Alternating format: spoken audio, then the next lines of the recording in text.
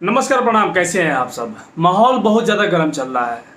ये जब से उस लड़के ने गाना गाया, गाना गाने के बाद उस लड़के को बुलाया गया, पूछताछ किया गया, उसको थप्पड़ भी मारा गया, 2-4 थप्पड़। उसके बाद से माहौल बहुत ज़्यादा गर्म हो गया है। जितने भी खेसारी लाल जी के हेटर्स थे, हेटर्स मतलब वो नहीं, हेटर्स एक जो यूट्यूब पे जो घूमते रहते हैं या फेसबुक पे हेटर्स जो कि गाली गलौज करते रहते हैं एक दूसरे को, उस तरह के हेटर्स नहीं। क्योंकि उस तरह के हेटर्स से गाली के सिवा कुछ नहीं निकलता है, सिर्फ गाली ही निकलता है, उससे ज़्यादा उससे कुछ होता नहीं है। ये बड़े लेवल के हेटर्स की बात कर रहा हूँ, बड़े लेवल के। आप सब समझ गए होंगे किस किस की बात कर रहे हैं, नाम लेने की ज़रूरत नहीं है। बड़े बड़े लेवल के हेटर्स हैं, वो सारे लोग एक हो चुके हैं, सारे एक हो चुके हैं। और सारे एक होकर पंकज का जो भी नाम था, उस बंदे का पता नहीं क्या नाम था, सपोर्ट कर रहे हैं। मुझे बिल्कुल ही दुख नहीं है और ना ही मुझे कोई दिक्कत है। आप सपोर्ट कीजिए।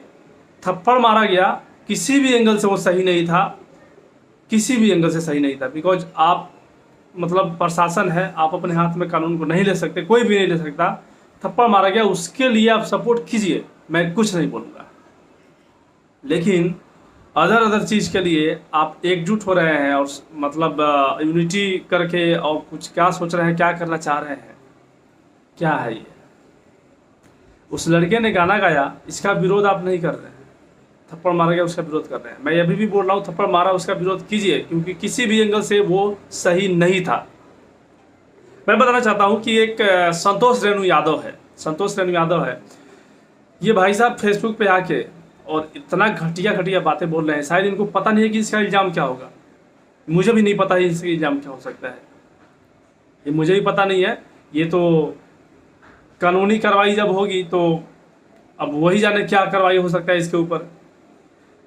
मैं कहता हूं कि अगर कोई भी बंदे ने, पता नहीं उनका नाम क्या था जिसने थप्पड़ चलाया, उस बंदे ने थप्पड़ चलाया, तो उस बंदे के ऊपर आप उस बंदे को जो करना है, खैर आप तो नहीं कर सकते जो करना है, आपको ज़्यादा दिक्कत है, आप जाइए प्रशासन के पास, प्रशासन उसका डिसीजन लेकर क्या करना है उस बंदे का। आपके पास कोई राइट नहीं है। जिस तरह उस बंदे ने मतलब कानून हाथ में लेकर थप्पड़ मार दिया, उसी तरह आप भी कानून हाथ में लेके उस बंदे को भला बुरा बुरा। हालांकि उस बंदे को तो आप कुछ बोल ही नहीं रहे हैं, जिस बंदे ने कुछ किया उस बंदे को आप कुछ बोल ही नहीं रहे हैं। आप तो खेसारी लाल जी पे गाली दे रहे हैं। खेसारी को यार इस तरह से अनरिस्पेक्ट, मतलब आप किस कैसी खानदान से बिलोंग करते हैं, ये आप इंट्रोड्यूस कर रहे हैं उस लाइव में। अब खेसारी को खेसारिया बोल देंगे, इससे क्या हो जाएगा। इससे आपकी पहचान बन रही है कि आप किस लेवल के हैं। खेसारी नहीं ना मारने आया था, खेसारी लाल नहीं ना मारने आए थे, कौन मारा था उसके ऊपर आप बोलिए। आप खेसारी लाल जी को बाबूजी के ऊपर चले जा रहे हैं। खेसरिया के बाप 10,000 में ये करता है, क्या करता है, नहीं करता है। आप क्या करते हैं पहले आप देखे हैं? आप आईना में जाके खुद देखिए कि आप क्या करते हैं, फिर किसी और को बोलिएगा। हम अभी भी बोल रहे हैं, आपको बोलना है जिस बंदे ने थप्पड़ मारा था सरासर वो गलत है, आप उसके बोलिए, उसके ऊपर कानूनी कार्रवाई जो करना है आप कर सकते हैं। लेकिन खेसारी लाल क्या किया, लाइव आए, लाइव में उन्होंने उनके बेटी के ऊपर गाना गाया गया था, जिसकी वजह से उन्होंने जो कुछ भी बोला सिर्फ बोला, किसी के ऊपर उन्होंने कुछ किया नहीं है। हाँ, कानूनी कार्रवाई उन्होंने किया, जिसके वजह से पुलिस उस लड़के के घर पे गई थी। आई डोंट नो उस लड़के को पुलिस ले गया या नहीं ले गया, मुझे नहीं पता है, लेकिन उन्होंने कानूनी कार्रवाई किया।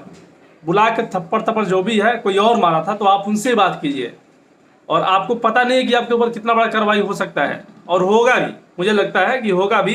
क्योंकि भोजपुरी में अगर गंदगी रोकनी है तो सिर्फ क्या नाम है उसका, पंकज नाम है, सिर्फ पंकज को बुला के उसको डांट के उससे पूछताछ करके या फिर उसको थप्पड़ मार के या फिर उस पर कानूनी कार्रवाई करके भोजपुरी नहीं सुधर जाएगी।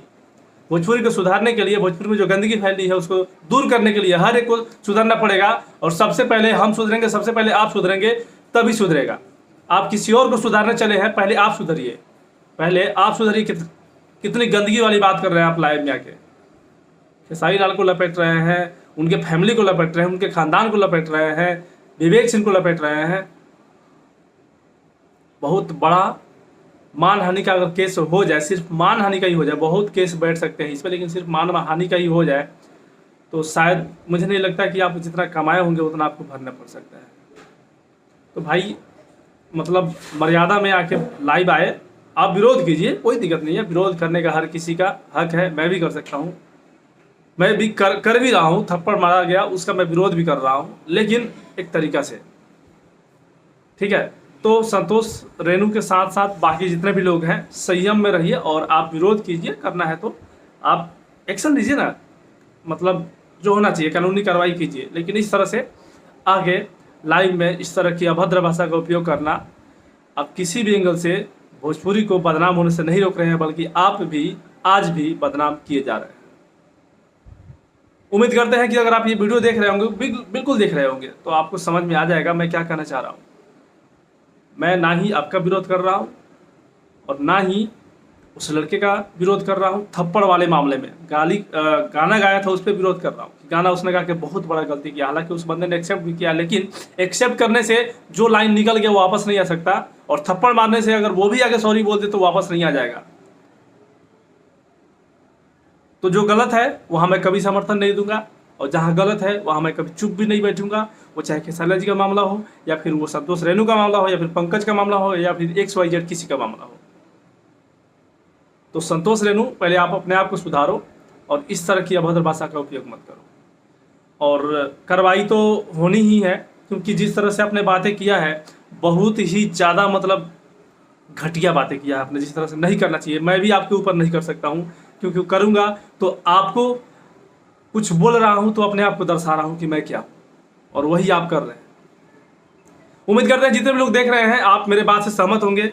नहीं सहमत है तो भी कमेंट कीजिएगा, सहमत है तो भी कमेंट कीजिएगा। आप इस टोटल मामले पे क्या कुछ करना चाहते हैं संतोष रेणु के लिए कमेंट कीजिएगा, और आपको अच्छा लगा होगा तो लाइक कीजिएगा, अच्छा नहीं लगा हो तो डिसलाइक कर सकते हैं, और चैनल पर नए हैं तो सब्सक्राइब करने का अगर मन कीजिएगा तो सब्सक्राइब कर लीजिएगा। मिलते हैं एक नए वीडियो के साथ। जय हिंद,